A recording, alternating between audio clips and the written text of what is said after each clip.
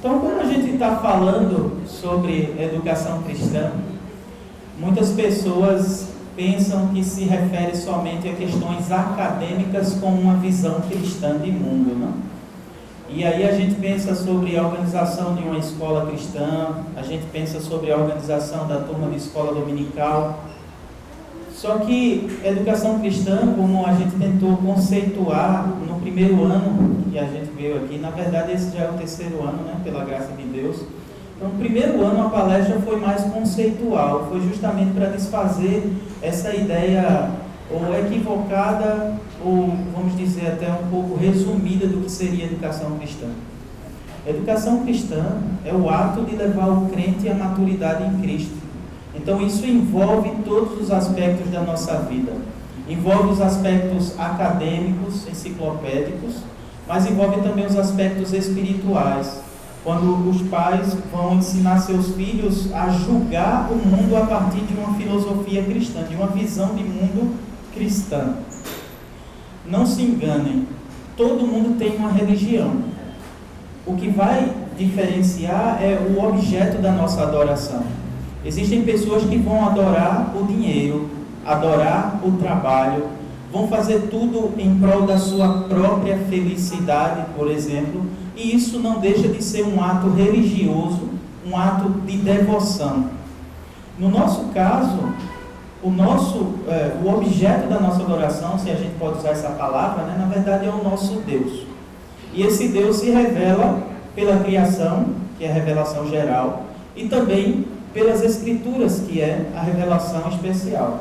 Então, nós, quando estamos educando os nossos filhos, nós estamos ensinando-os a fazerem o que fazem para a glória de Deus e a partir de uma visão de mundo. Então, a gente conceituou isso naquele primeiro ano. Ano passado, a gente falou sobre preparando a futura geração de crentes para o bom combate da fé. A ideia ali foi deixar bem claro de que existe uma batalha. Às vezes a gente acha que uma batalha só é quando tem poeira subindo, quando tem sangue descendo, mas existe uma batalha sim de ideias nesse mundo. E essa batalha é justamente entre aqueles que não adoram a Deus contra os que adoram a Deus.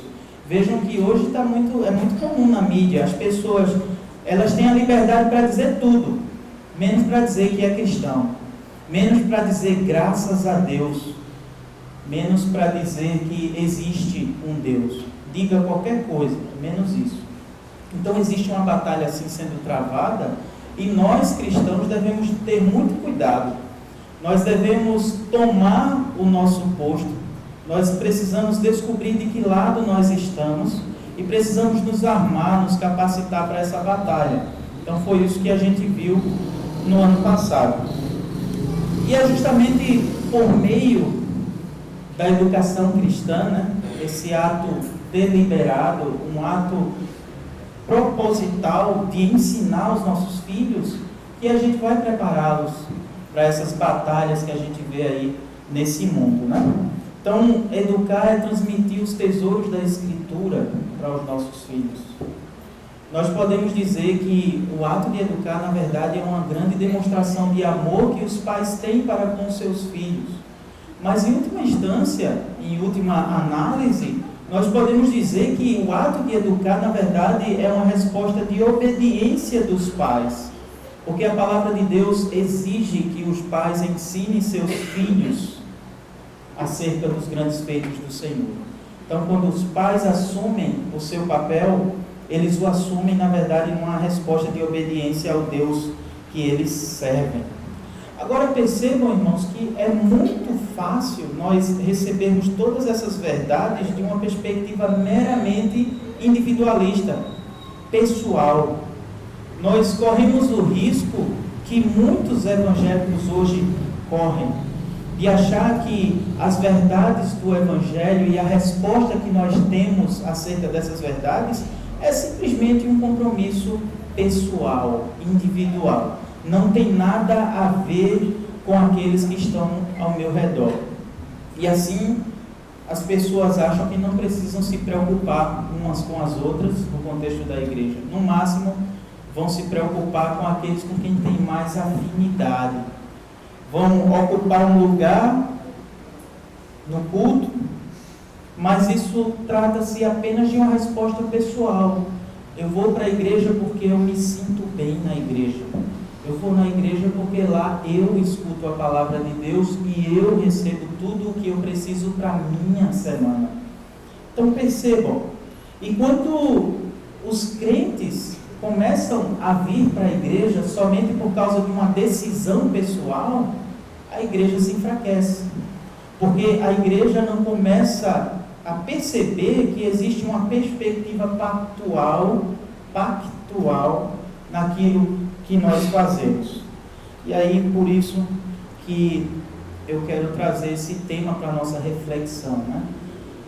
Porque a verdade é que a gente tem visto muitas pessoas altamente capazes intelectualmente dentro da Igreja de Cristo. Pessoas que são capazes de fazer citações históricas de grandes teólogos, mas que não estão preocupados com as coisas mais básicas da demonstração da nossa fé. E aí, quando a Igreja de Cristo é formada por indivíduos que não entendem o seu chamado pactual, a igreja se torna fraca. Então, o tema que nós vamos trabalhar hoje é a vida da família do pacto como meio de crescimento e fortalecimento da igreja. Nós vamos ver 3 pontos. O primeiro, vamos aprender que ser membro da igreja significa fazer parte da família do pacto. Em segundo lugar, nós vamos aprender como é que funciona essa vida na família do pacto. E por fim, vamos meditar sobre algumas ideias do que podemos fazer para que nós possamos crescer na prática dos compromissos da família do pacto. Durante essa palestra vocês vão perceber várias citações de 3 livros. 2 dos livros são da Susan Hunt. Talvez alguns de vocês já conheçam. O primeiro é Herdeiros da Aliança. O segundo é A Graça que Vem do Lar. E o outro livro é do Paul Jelly, que é um pastor presbiteriano, e o nome dele é Ensino e Discipulado. Então vamos ao primeiro ponto. Ser membro da igreja significa fazer parte da família do pacto. Nós podemos definir de maneira bem resumida o pacto da seguinte forma: um pacto é uma aliança em que 2 partes assumem compromissos e obrigações e gozam de benefícios e privilégios. Todos sabem que a nossa aliança foi iniciada soberanamente por Deus. O Senhor Deus criou o mundo, depois Ele criou o homem e a mulher e os colocou no mundo para que eles pudessem administrar esse mundo, mas também usufruir de todos os benefícios que viriam a partir dessa criação. Gênesis 1, 26 a 28 fala sobre isso. Só que nós sabemos que Adão falhou no seu mandato de administrar essa terra, né? E ele acabou sendo expulso da presença de Deus. E um fato bem conhecido é que o pecado de Adão trouxe consequências para toda a humanidade, incluindo, é claro, nós aqui nessa sala. Por exemplo, Romanos 5, versículo 12. Portanto, assim como por um só homem entrou o pecado no mundo, e pelo pecado a morte, assim também a morte passou a todos os homens, porque todos pecaram. Mas o próprio Deus, Ele não ficou inerte, né?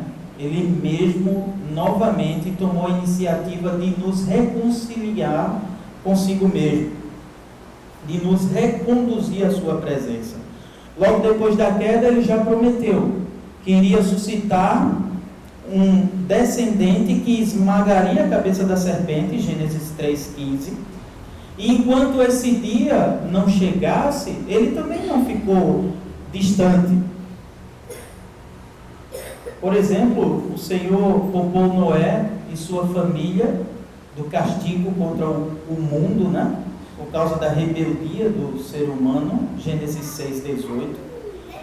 Ele também estabeleceu uma aliança com Noé, Gênesis 9, assim também como ele fez com Abraão, até prometendo que seria a partir da descendência de Abraão que o Salvador viria. Gênesis 12, de 1 a 3, Gênesis 15, 18.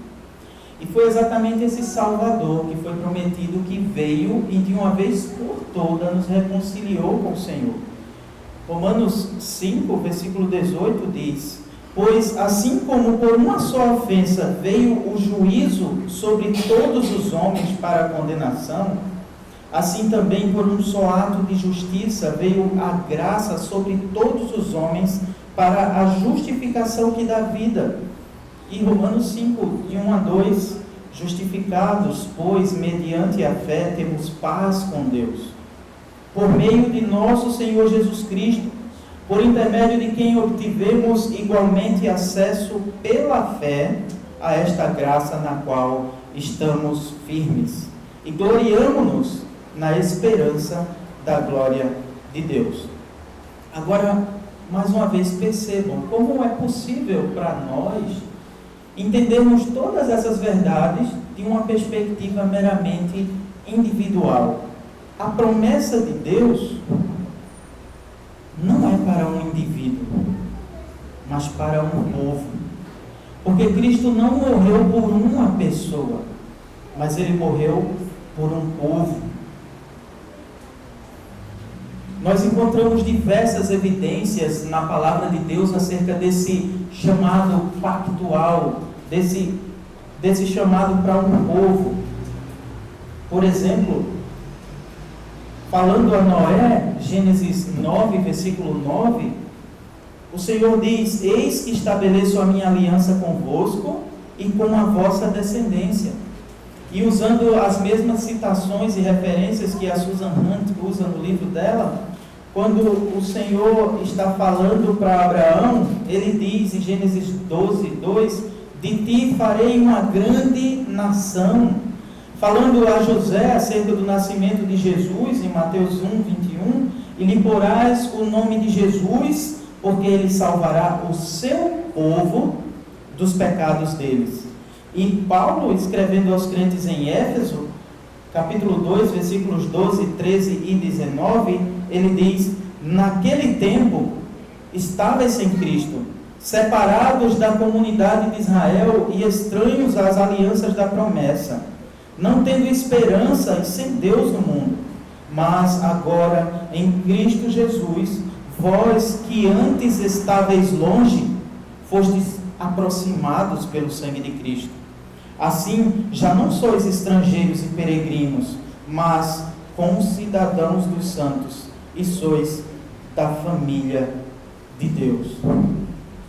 Sendo assim, meus irmãos, fazer parte da família da fé, fazer parte da igreja, implica em assumir a realidade de que é preciso viver em comunhão.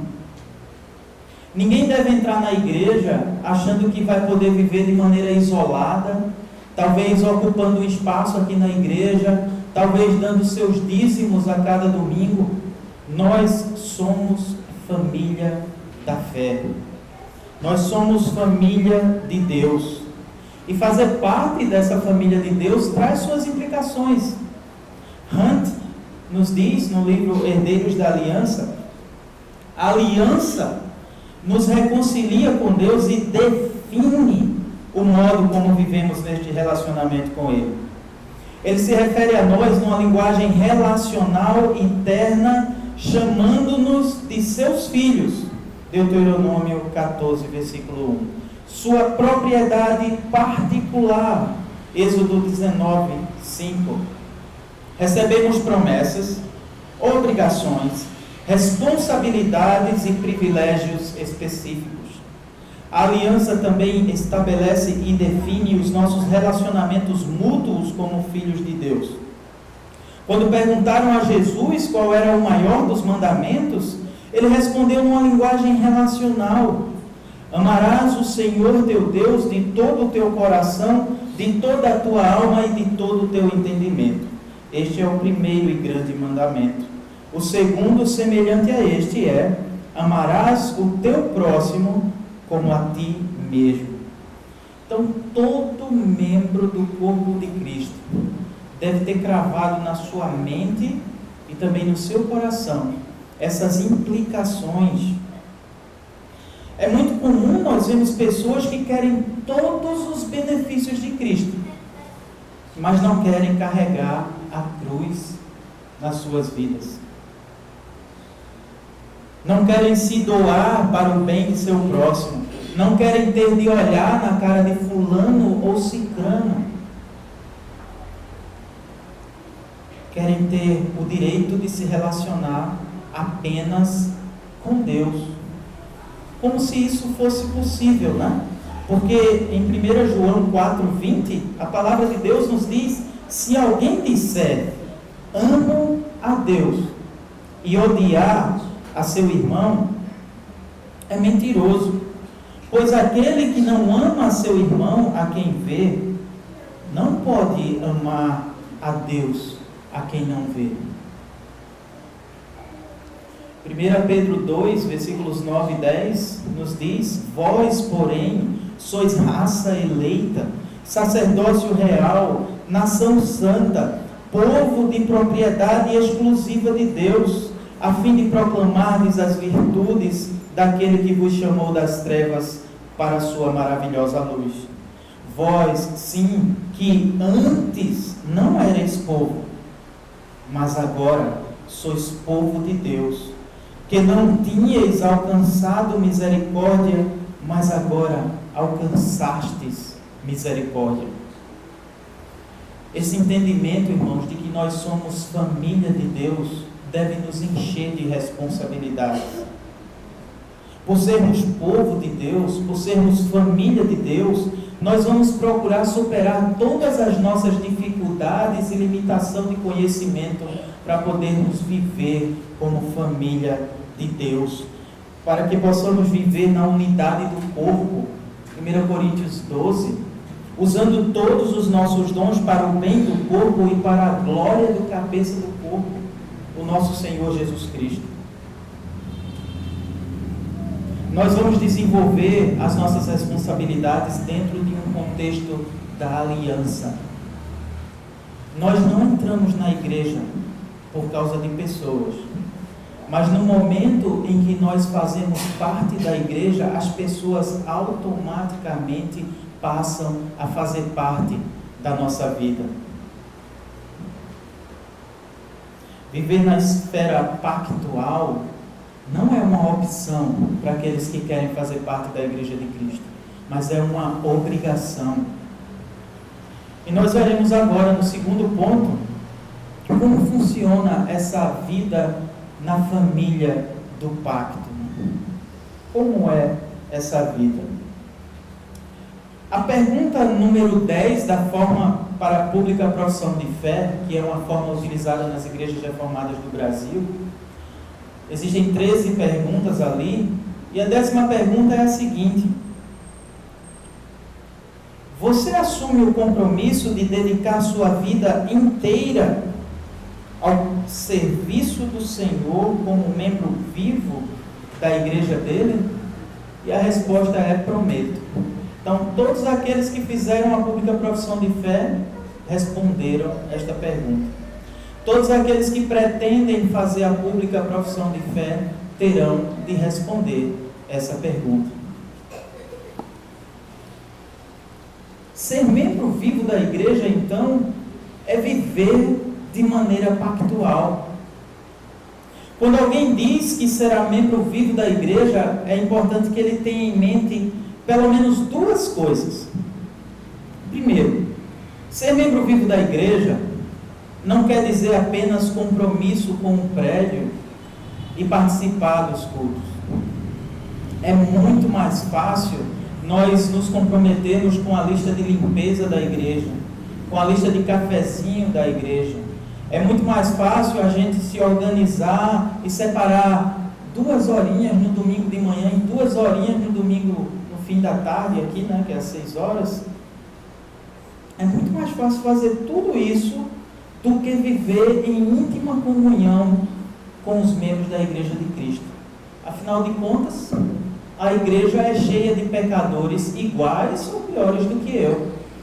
Então é muito difícil difícil isso, e a gente pode até dizer que na verdade é um grande milagre quando o Senhor consegue fazer com que um grupo de pecadores se reúnam e possam viver para a glória dele.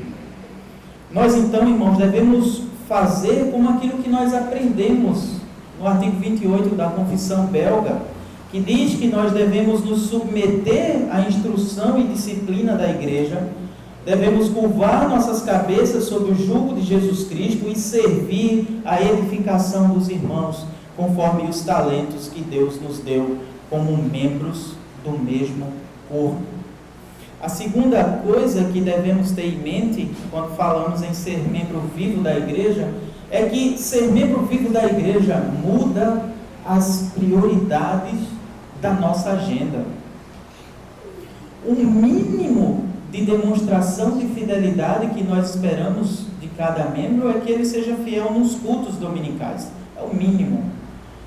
Durante a semana, nos estudos ou em palestras, em algumas outras atividades, dá para entender que nem sempre todos podem se fazer presentes, né? Há questões de trabalho, há questões de faculdade, às vezes você chegou em casa tão cansado, tem que dar atenção aos filhos, dá para entender.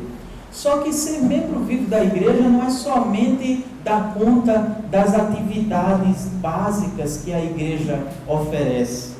É muito mais do que isso. Ser membro vivo da igreja é você chorar com os que choram, você se alegrar com os que se alegram. É você reservar tempo na sua agenda para entrar em contato com um irmão que você sabe que está sofrendo porque o pai dele é descrente, porque é alcoólatra, porque um primo distante morreu, porque alguém está desempregado, porque alguém teve uma discórdia no trabalho ou na escola, e você liga para se preocupar com esse irmão. É você também se alegrar com os irmãos, quando você sabe que alguém está completando ano, quando alguém passou num teste, quando alguém conseguiu um emprego, quando alguém conseguiu alguma promoção no seu trabalho. Fazer parte da igreja é desfrutar de todos os benefícios e privilégios, mas também assumir todos os compromissos e obrigações que a vida da família do pacto requer. É necessário nós reservarmos tempo para isso. E hoje, com tanta tecnologia ao nosso dispor, uma mensagem, basta acessar o WhatsApp e você já pode dizer: olha, estou orando por você, bom teste, bom exame. Sabe, chorar com os que choram, se alegrar com os que se alegram. Não são apenas os oficiais da igreja que devem ter esse compromisso. Às vezes nós ouvimos, chega um irmão e antes de ter ido visitar, antes de ter dado um conselho, chega para os oficiais e diz: olha, fulano está doente, já visitaram ele? Olha, fulano está passando por uma dificuldade, eu não sei os detalhes não, eu não tive tempo de ir lá não. Claro que não é errado um membro procurar seus oficiais e dar essas indicações. Só que nós, como membros, temos essa responsabilidade no meio da família do pacto. Não basta nós entendermos o que significa pacto de uma perspectiva meramente intelectual. Nós precisamos realmente crescer nas demonstrações das práticas que evidenciam de que nós entendemos e somos membros da família do pacto. Hunt nos diz o seguinte: as Escrituras claramente ensinam que o conteúdo da aliança de Deus deve ser contextualizado na comunidade da aliança. Se a aliança for ensinada de modo puramente acadêmico, ela se tornará anêmica. Deus nunca tensionou legar-nos a aliança para que ela se tornasse apenas um exercício mental. A aliança é corporativa. O nosso relacionamento com Deus é pessoal e individual, mas quando esse relacionamento se estabelece, somos imediatamente colocados em comunidade com outros que gozam do mesmo relacionamento com Ele. Na palavra de Deus nós temos várias evidências acerca desse nosso chamado para vivermos pensando no bem uns dos outros.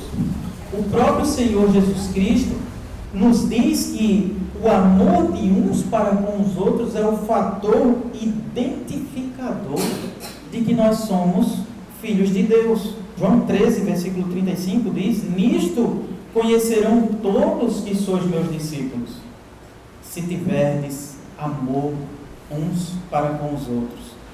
Percebam que esta é a evidência que vai mostrar ao mundo de que nós somos filhos de Deus. Não é o tamanho do nosso prédio, não é a altura do nosso microfone, mas é a capacidade que nós temos de viver em comunhão uns com os outros. Mais uma vez, uma citação da Hunt: aprender a compartilhar as nossas bênçãos e dádivas uns com os outros, de maneira que os membros da família da igreja sintam seus corações encorajados e sejam unidos em amor, é um processo instrucional. Assim como precisamos ensinar aos nossos filhos como eles devem tratar uns aos outros, o nosso Pai Celeste nos ensina na sua palavra que devemos servir uns aos outros, João 13, de 1 a 15, a amar-nos cordialmente uns aos outros, Romanos 12, 10, a sermos uns para com os outros benignos, compassivos, perdoando-nos uns aos outros, Efésios 4, 32, exortando-nos mutuamente cada dia, Hebreus 3, 13, e orando uns pelos outros. A nossa unidade foi um dos principais motivos da oração sacerdotal do nosso Senhor Jesus Cristo.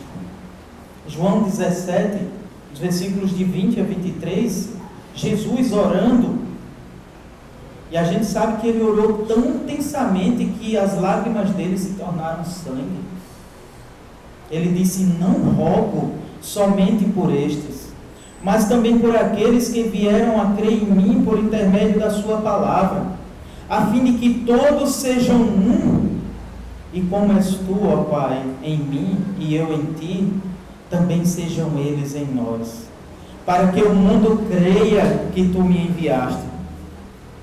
Eu lhes tenho transmitido a glória que me tens dado, para que sejam um, como nós o somos, eu neles e tu em mim, a fim de que sejam aperfeiçoados na unidade, para que o mundo conheça que tu me enviaste e os amastes, como também amaste a mim. Percebam, irmãos, estar unidos, a família da fé traz esse compromisso. Não deve haver lugar na igreja para isolamento, para orgulho. Não deve haver lugar para nós ficarmos enclausurados em nossas casas e não fazermos esforço para estarmos unidos com os demais irmãos em Cristo. Cristo morreu para prover reconciliação perfeita e completa entre nós e o Pai. E na medida em que nós somos aperfeiçoados nessa unidade, o mundo vai olhar para a igreja e dizer: ali existe algo diferente. Ali as pessoas se amam. Ali as pessoas se preocupam umas com as outras.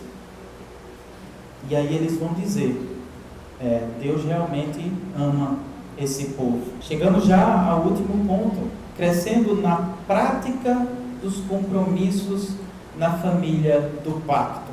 Então, como filhos de Deus, como filhos amados de Deus, nós devemos crescer no entendimento do nosso papel como parte da família do pacto. E é exatamente na medida do nosso entendimento que nós também vamos colocar em prática as ações que evidenciam que de fato nós somos filhos de Deus. É verdade que cada um de nós tem seus desafios que nos atrapalham nessa caminhada, né?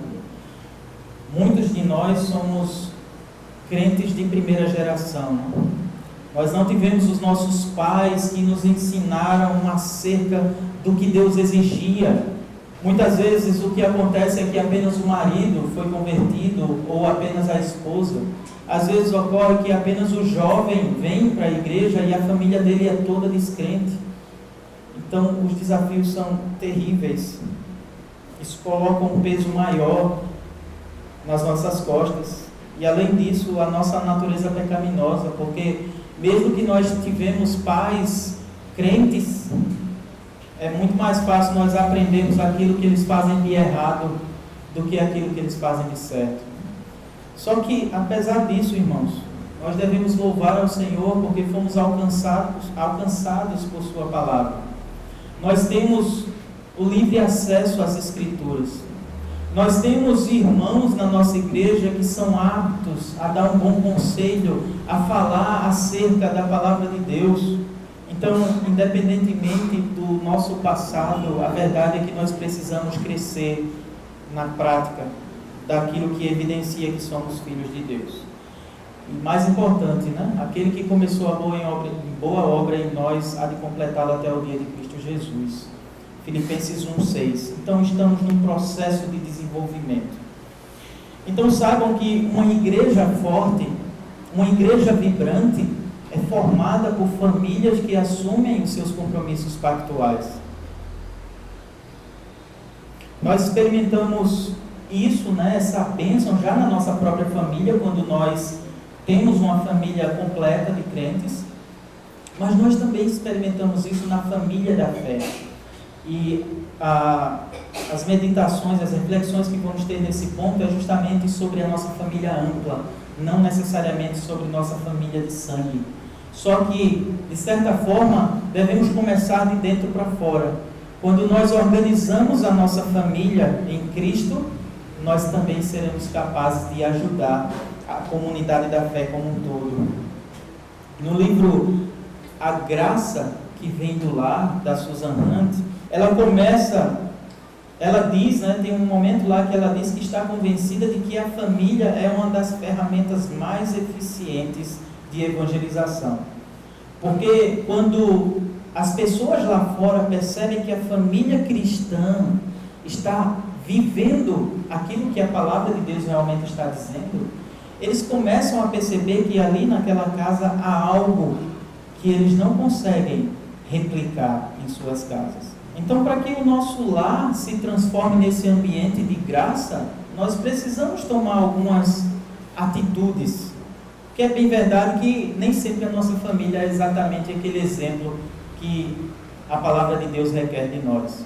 Mas então, devemos crescer, devemos nos desenvolver nas nossas responsabilidades pactuais para que a nossa família seja um local que exala a graça do nosso Deus. Aqui eu vou elencar 4 áreas que nós podemos trabalhar e assim a nossa família pode crescer. A primeira, tem cuidado de ti mesmo e da doutrina. 1 Timóteo 4,16. O que o apóstolo Paulo está falando para o jovem Timóteo também se aplica a cada um de nós. O jovem Timóteo tinha que estudar, ficar preparado para refutar qualquer tipo de heresia que havia ali. Então nós precisamos crescer no nosso conhecimento da palavra, crescer numa vida piedosa, para que assim possamos ser uma bênção para os demais irmãos da comunidade da fé. Por isso, meus irmãos, é importante demais que vocês desenvolvam os hábitos das devocionais individuais diárias. Aqui eu não estou falando somente daquele momento em que você lê a Bíblia com sua família, que é até muito fácil para um jovem se escorar na fé dos pais. Ele só lê a Bíblia se os pais lerem. Aqui eu falo realmente de você começar a ter o hábito pessoal de fazer uma meditação diária na palavra de Deus. Muitas pessoas falam que é questão de tempo, mas a gente só encontra tempo para aquilo que a gente gosta. Um casal de namorados acha que 2 horas juntos é muito pouco tempo, mas escutar um sermão por 1 hora aqui é complicado. Existem jovens que se organizam para assistir um jogo de futebol. Aqui o Fortaleza está em evidência, né?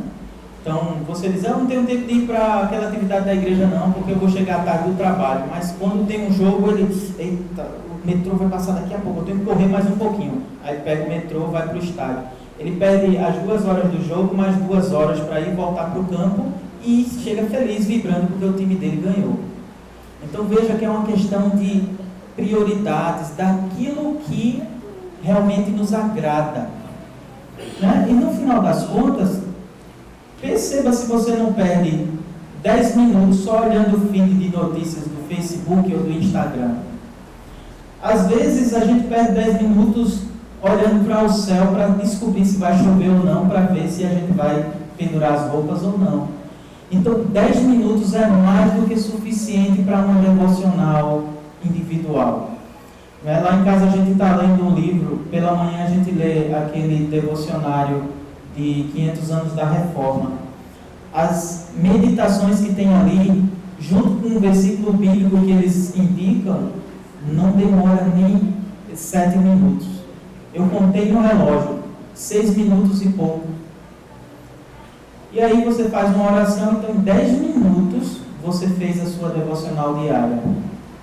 Eu sei que para quem mora em casa e é o único crente, o desafio é maior porque não tem ninguém motivando você, né? Mas você consegue. Assim como você reserva aquele período para colocar em dia as suas séries. Eu detesto assistir tudo de uma vez só, então eu decidi que todo dia eu vou assistir um capítulo. 35 minutos, 40 minutos. Então não é questão de tempo. Percebam que é na medida do seu crescimento pessoal que você vai poder ser uma bênção para a comunidade da fé. Organize o seu tempo. Assim como você vai ler as notícias para ficar atento e antenado às novidades, você pode sim definir, olha, primeira coisa que eu vou fazer depois de escovar os dentes, 10 minutos de devocional. Ninguém está dizendo para você ler o Salmo 119 de uma vez. Ninguém está dizendo para você nem ler um capítulo inteiro de uma vez só. Leia uma pequena porção. Se você não tem esse hábito de forma alguma hoje, comece com Provérbios, leia 2 versículos e saia pensando naqueles versículos. Crie esse hábito. A segunda área que nós precisamos desenvolver, aqui é um recado para os pais, mas dentro desse ponto também tem uma parte para os filhos. Cuide de sua família. Eu e minha casa serviremos ao Senhor, é o que Josué declara, Josué 24:15. Então, nesse ponto de cuidado da família, saibam o seguinte: em primeiro lugar, os pais é que lideram. Criai-os na disciplina e admoestação do Senhor. E no livro da Susan Hunt, ela cita um teólogo chamado Charles Hodge, e ele fala o seguinte: à vista de Deus, pais e filhos são um só. Os primeiros são os representantes autorizados desses últimos. Agem por eles, contraem obrigações em nome deles. Em todos os casos, portanto, onde os pais entram num pacto com Deus, eles levam consigo seus filhos. Se um homem se unisse à comunidade de Israel, ele assegurava para seus filhos os benefícios da teocracia, a não ser que estes filhos voluntariamente os renunciassem. E assim, quando um crente adota o pacto da graça, ele traz seus filhos para dentro dessa aliança, no sentido que Deus lhes promete dar, no tempo determinado por Ele, todos os benefícios da redenção, se eles não renunciarem voluntariamente ao seu compromisso batismal. Então, os filhos são herança do Senhor. Salmo 127. E nós sabemos que os filhos são uma herança que vem com uma responsabilidade, né? Então, nós, pais, devemos assumir as rédeas da educação dos nossos filhos. Nós não devemos entregá-los nas mãos de outras pessoas que não têm compromisso com a fé. Foi o que nós prometemos na ocasião do batismo dos nossos filhos. Vocês prometem e assumem a responsabilidade como pais desta criança de instruí-la no ensino logo que for capaz de entendê-lo? E a resposta é sim. Nós não devemos deixar os nossos filhos à vontade. Mesmo quando nós nos utilizamos de escolas ou do serviço de apoio da igreja, nós somos os responsáveis pela educação dos nossos filhos. Nós que devemos conversar com os professores, nós que devemos ficar atentos sobre como eles estão se comportando na escola dominical ou em alguma atividade de ensino da igreja. Nós não devemos perder nenhuma oportunidade de instruir nossos filhos. Deuteronômio 6, de 4 a 9, fala sobre isso. E mesmo que nós não tenhamos ouvido nada dos nossos pais, a nossa responsabilidade é ensinar aos nossos filhos os caminhos em que eles devem andar. Sabe, especialmente aqueles pequenininhos, né? Às vezes nós encontramos pais crentes que deixam os avós descrentes levarem os filhos para casa no dia de domingo. E aí os filhos não vão para a igreja, porque os avós estão dedicando tempo com os pequenininhos. Tem pais que veem o bebezinho dormindo no berço e dizem: ah, vou acordar nada, coitadinho, porque acha que o culto não é lugar de criança. E aí você vai criando o hábito na criança de que o culto é opcional. Se eu estiver bem para ir para o culto, eu vou. Porque meus pais sempre me deixaram no berço quando estava chovendo. Então, os pais têm que dominar a agenda de seus filhos menores. Não deve dar espaço para vovô. Vovô e vovó devem ser respeitados. Mas quando vovô e vovó chegar lá no sábado, olha, vou levar meu netinho, vou fazer uma macarronada que ele ama amanhã. Aí você pergunta assim: mas a senhora vem para o culto de manhã e depois traz ele antes do culto da noite? Não, rapaz, se faltar um domingo, qual o problema? E aí os pais crentes deixam. Né? Devemos ter muito cuidado com isso. Os nossos filhos, não se enganem, eles não serão crianças para sempre, não. Essa fofura vai chegar um momento em que vai se transformar em rebeldia. E nem sempre vamos ter condições de dominar essa rebeldia. Devemos ensiná-los para a vida, porque se nós nos negamos a discipliná-los agora, quem vai discipliná-los são outras pessoas que não os amam, que só querem os resultados que eles podem dar. Então, nós ouvimos com o pastor Everton: não perca a oportunidade de disciplinar em amor, sabe?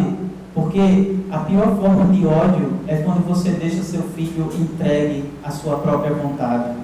Os pais acham que não, que estão sendo modernos, mas na verdade eles não estão entregando os filhos ao seu próprio desejo. E a palavra de Deus diz que a criança é entregue a si mesma, é a vergonha da sua mãe. Então, pais, assumam as rédeas. Um grande problema nós vemos hoje a questão do uso do celular. Os pais devem ter muito cuidado.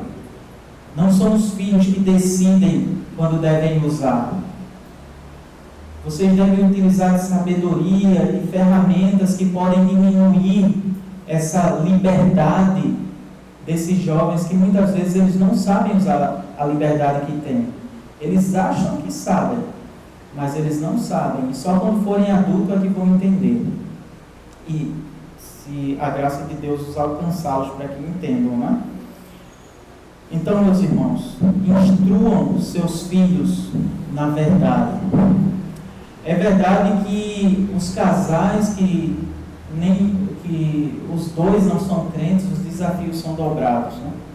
É muito difícil, só você como marido é convertido e tem que educar seus filhos, enquanto que o outro está deseducando seus filhos. Mas o Paul Jelly, no livro Ensino e Discipulado, ele nos ensina que devemos ter em mente 1 Coríntios 7,14, que diz: porque o marido incrédulo é santificado no convívio da esposa, e a esposa incrédula é santificada no convívio do marido crente. De outra sorte, os vossos filhos seriam impuros, porém agora são santos. E daí ele dá 5 dicas para pais ou mães que estão numa situação dessa. Percebam que são apenas dicas, não é uma coisa que vai funcionar perfeitamente em qualquer contexto. Então, pelo menos vamos pensar nelas. A primeira dica que ele diz é: tente convencer o seu cônjuge não cristão acerca da necessidade de uma educação cristã. A segunda dica: se você for esposa, peça a Deus que Ele lhe dê a graça de se subordinar à decisão do seu marido e confie em Deus que Ele lhe dará o que for preciso para complementar uma educação ímpia. Faça tudo o que puder para ser instruída a fim de ser capaz de fazer isso. Então, você vai expor o seu marido descrente ou sua esposa descrente. Você vai colocar diante deles os benefícios de ser educado de maneira cristã. Tem gente que pensa que ser educado de maneira cristã é só aprender versículos bíblicos. Mas nós devemos entender que a nossa fé, ela influencia na forma como nós agimos no mundo.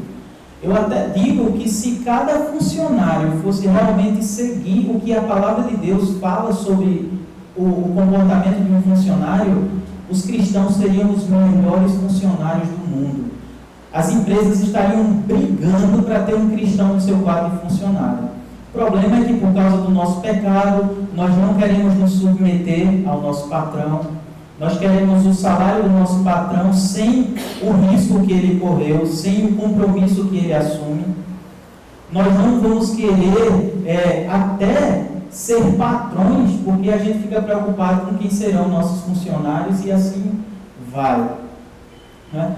Mas a palavra de Deus, ela tem tudo o que nós precisamos para nós sermos competentes, não em termos técnicos. Né? Ninguém vai encontrar uma aula de álgebra na Bíblia, né? Nem como ser um bom contador, nem como ser um bom advogado. Mas você vai encontrar todos os princípios que fazem um funcionário excelente. Outra dica: procure os serviços da sua igreja e também procure envolver o cônjuge descrente para que ele possa ser exposto aos méritos de uma educação cristã, incluindo as atividades realizadas na igreja. Se for o marido, continue a liderar seu lar gentilmente como cabeça, indo até onde a submissão e a cooperação de sua esposa permitirem. E siga também as instruções do item B acima, que nós vimos, né, que é fazer tudo o que for possível para ser instruído a fim de ser capaz de educar os filhos. Vejam, especialmente nesse ponto C aí, um dos erros mais comuns que um marido ou uma esposa incrédula cometem ao tentar converter o seu cônjuge descrente. Isso, na verdade, acontece mais comum com as mulheres, por exemplo, né, o marido descrente está no trabalho, aí ela pega várias literaturas evangélicas e distribui pela casa, na esperança que ele vai ler uma daquelas literaturas e vai: oh, o Senhor está falando comigo. Liga o som bem alto no louvor e diz: esse louvor vai quebrantar o coração daquele homem. Ou organiza uma noite de louvor, uma noite de estudo na sua casa, sem o marido saber, e às vezes até sugere o tema, para que de repente aquele homem está ouvindo a exposição do Evangelho. Mas, irmãos, isso é um grande erro, porque vejam o que a gente deve ter em mente. Lembre-se, a chave para conquistar o marido não cristão é o caráter submisso da esposa. 1 Pedro 3, de 1 a 6. E a chave para conquistar uma esposa não cristã é honrá-la. 1 Pedro 3, 7. Então é o nosso justo proceder que vai mostrar para os ímpios que nós somos diferentes. E o Senhor trabalha quando o ímpio percebe que há coerência entre aquilo que nós pregamos e aquilo que nós vivemos. Lembrem-se, pais, Cuidem dos seus filhos. São vocês que lideram seus lares. Lembre das exortações do pastor Everton, né? Não é uma ditadura, mas também não é uma democracia. Você está lá para liderar em amor. Você está lá para dar a sua vida pela sua esposa. Isso não é pouca coisa, não. E esposa, você está lá para ser submissa ao seu marido. E submissão não é colocar sua cabeça no chão para o marido pisar, não. Submissão é você saber qual é o seu papel e saber o que é que você pode fazer para que o seu marido seja um líder de acordo com a palavra de Deus. Em segundo lugar, nesse item, cuidem de sua família, é que os pais lideram, mas os filhos obedecem. Filhos, obedecei a vossos pais no Senhor, pois isto é justo. Efésios 6, 1. E o Paul Geller nos diz: crianças devem obedecer os pais no Senhor, pois isso é justo. Efésios 6, 1. Observe que o texto não diz que os pais estão sempre certos. Diz que a obediência é justa aos olhos do Senhor. Os pais não adquirem sua autoridade por meio da aprovação de seus filhos. Sua autoridade lhes é delegada por Deus.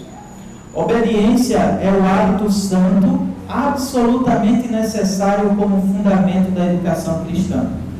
Se os filhos não respeitarem os pais, eles não obedecerão a eles e nem aprenderão deles. Alguns filhos acham que só precisam obedecer aos pais, eu falei isso ontem, né? Só precisam obedecer aos pais se concordarem com os pais. Se os pais tiverem a capacidade de argumentação ao ponto de convencer seus filhos de que realmente não faz sentido aquilo. Só que a palavra de Deus deixa bem claro que a obediência dos filhos aos pais, na verdade, é uma obediência a Deus. Porque é Deus que está dizendo: filhos, obedecei a vossos pais. Então, o mandamento do Senhor é obediência. A única exceção para a desobediência é quando os pais exigem dos filhos que eles façam algo que é claramente contra a vontade de Deus. E mesmo assim, irmãos, tomem bastante cuidado. É necessário bastante sabedoria e discernimento. Porque, por exemplo, em Marcos 7:11, o Senhor Jesus critica os fariseus que estavam vendo os pais passando necessidade. Aí eles diziam: eita pai, mãe, o dinheiro que eu tenho aqui, que podia te ajudar, eu não posso porque é oferta ao Senhor. E aí eles se abstinham de fazer o bem, honrar teu pai e tua mãe, sob a justificativa de estarem agradando a Deus. Então Jesus está criticando isso. Eu estou falando isso para que justamente os jovens tenham bastante cautela, quando dizem: agora eu posso desobedecer meu pai. Procurem seus oficiais, seus presbíteros, pastores, até outros irmãos de outras igrejas, às vezes até um irmão muito sábio da igreja. E procure conselhos para saber se realmente você está numa situação em que o serviço a Deus está sendo colocado em xeque, né? Então, obedeça seus pais, porque é um mandamento do Senhor. Terceira área que nós devemos crescer: devemos ser evangelistas de nossos próprios lares.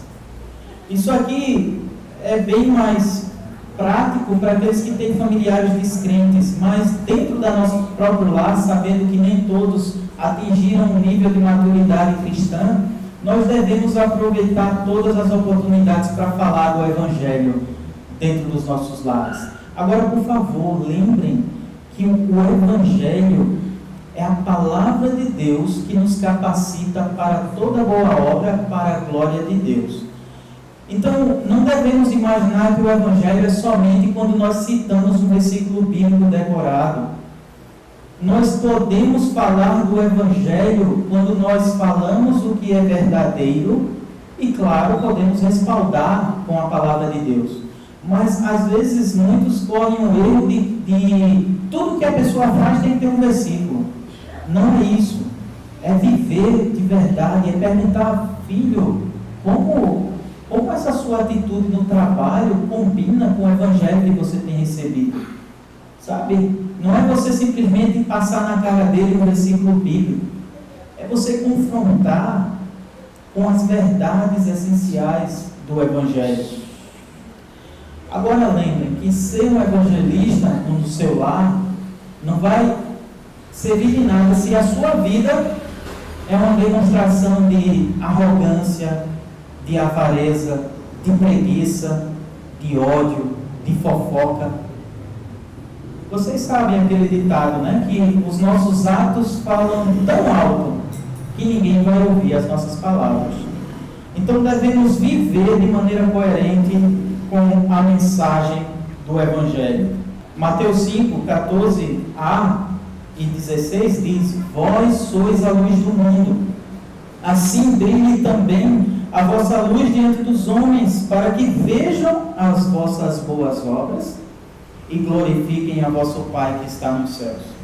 E a última área que devemos crescer, seja um tutor dos menos experientes e seja hospitaleiro. No livro A Graça que Vem do Lar, a Susan Hunt começa cada capítulo com uma história. E em uma dessas histórias ela fala sobre uma família cujo lar exalava graça. E era exatamente ao redor de uma velha mesa de madeira que várias pessoas haviam percebido a graça de Deus naquele lar. Várias conversas, várias refeições com crianças, idosos, jovens, adolescentes e até mesmo com vizinhos.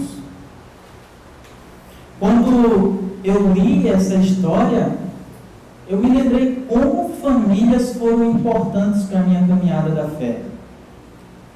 Porque logo quando eu entrei na igreja, eu morava em Recife, e no bairro onde eu morava, eu precisava de uma viagem de mais ou menos 2 horas todo dia para chegar na igreja. E aí, uma família na igreja, percebendo isso, disse: você pode dormir lá em casa. É claro que depois que eu ganhei a confiança deles, né? Eles diziam: você pode vir aqui no sábado, participa da reunião dos jovens, você dorme aqui, toma café, vai para o culto da manhã, almoça e só volta para casa domingo à noite. Isso foi uma bênção, não somente pelo tempo que eu economizava, porque antes disso realmente era 2 horas para ir, 2 para voltar no sábado, 2 horas para ir, 2 para voltar no domingo de manhã e 2 horas para ir, 2 para voltar de noite, né? Porque era quase que lá nem tinha metrô naquela época. Aí, igreja reformada só tinha aquela. E eu estava bem convicto de que eu não iria para uma igreja onde somente aquilo que é estereótipo do que é ser crente era evidente, né? Então, estando junto com essa família, eles faziam algo que eu nunca tinha experimentado na minha vida, que foi almoçar com todo mundo junto ao redor de uma mesa. Porque na minha casa era a mãe do fogão, da panela, botar no prato e cada um por si. E de repente eu via que eles esperavam uns pelos outros. E ainda, eles liam a Bíblia e oravam. Eu comecei a perceber como isso era importante para a vida de comunhão da família. Também lembrei do pastor Ralph Bursman, que é o pai do Chris Bursman, que fez aquela palestra sobre finanças pessoais aqui na igreja. Eu passei um bom tempo com eles, numa época que eu estava desempregado, então eles tinham uma criação de codornas, e eu cuidava dessas 2.000 codornas lá. Então nós tínhamos as refeições juntos. Era incrível. Leitura bíblica, oração, conversas e às vezes até discussões. Mas discussões com uma perspectiva bíblica. Quando um filho desobedecia, o pai repreendia e o filho ouvia. Também quando eu fui morar em Maceió, 18 anos atrás, aí eu passei um tempo morando só, pouco antes de me casar, e o pastor Abraham de Graff e a Célia me deixaram morar lá por 3 meses. Mais uma vez, leitura bíblica, oração, né? Eu vi concordo com o que a Susan Hunt diz, que a família é uma excelente forma de evangelização. Porque apesar de que o Evangelho já tinha chegado na minha vida, eu não sabia o que era uma família cristã. Então percebam como é importante que nós, que já somos mais antigos na fé, procuremos colocar em prática aquilo que nós dizemos que sabemos. É muito fácil nós nos escondermos atrás do requinte intelectual teológico. É muito fácil a gente andar com 5 livros, com os tomos da Instituto de João Calvino no nosso braço, mas não sermos capazes de convidar um jovem para ter uma refeição no nosso lar, de ter uma conversa com um jovem. Então, de que serve tanto conhecimento teológico se eu não consigo colocá-lo em prática? Sabe? E é convidar alguém para a sua casa, não é para você debater teologia, não. É para você falar sobre as coisas do dia a dia. É para você perguntar como é que estão as coisas na escola. E as amizades. E como é que estão as coisas em casa. Não é para perguntar, você já leu o segundo tomo das Institutos de Calvino, no artigo tal, não é isso. É para a gente falar sobre as coisas do dia a dia e para mostrar que o Evangelho, ele alcança a nossa vida e ele transforma a nossa vida. Meus irmãos, que bênção é ter uma família cuidando de nós. Sejam hospitaleiros. Abram a porta das casas de vocês para a comunidade da fé. Devemos ser proativos nisso. A palavra de Deus nos instrui, 1 Pedro 4, 9 a 10, sede mutuamente hospitaleiros, sem murmuração, servir uns aos outros, cada um conforme o dom que recebeu, como bons despenseiros da multiforme graça de Deus. Ser hospitaleiro dá trabalho.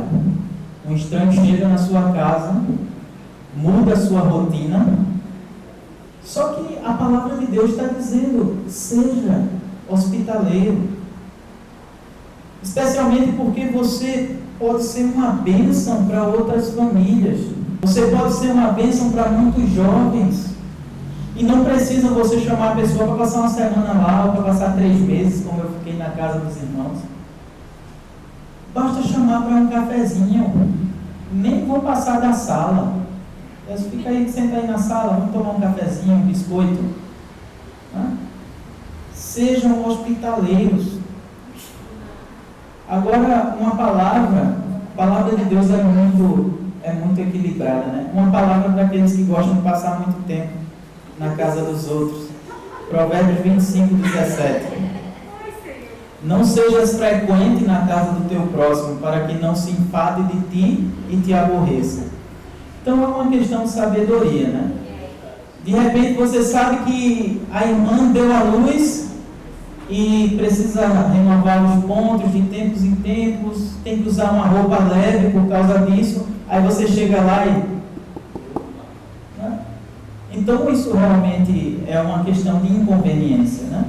Você sabe que alguém está doente na casa e que não é o momento adequado, então escute o que a palavra de Deus diz.